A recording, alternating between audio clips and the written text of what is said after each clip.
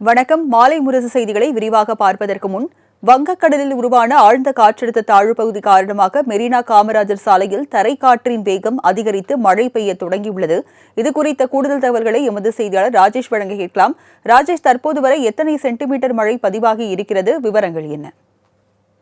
வணக்கம் ராஜலட்சுமி. தென்மேற்கு வங்கக்கடல் பகுதியில் உள்ள ஆழ்ந்த காற்றழுத்த தாழ்வு பகுதி அடுத்து வரக்கூடிய 24 மணி நேரத்தில் மேற்கு மற்றும் வடமேற்கு பகுதிகள் மற்றும் இலங்கை தமிழ்நாடு கடற்கரையை நோக்கி நகர்வதற்கான வாய்ப்புகள் அதிகமாக உள்ளதாக சென்னை வானிலை ஆய்வு மையம் மற்றும் இந்திய வானிலை ஆய்வு மையம் தெரிவித்திருக்கக்கூடிய இந்த சூழ்நிலையில் சென்னை மற்றும் சென்னை புறநகர் பகுதிகளில் மழை என்பது வெளுத்து வாங்கி வரக்கூடிய அந்த சூழல் என்பது இருக்கிறது. குறிப்பாக நாம் இருக்கக்கூடிய மெரினா கடற்கரையை பொறுத்த வரைக்குமே இங்கு அதீத கனமழை பெய்யக்கூடிய அந்த காட்சிகளை நம்மால் பார்க்க முடிகிறது.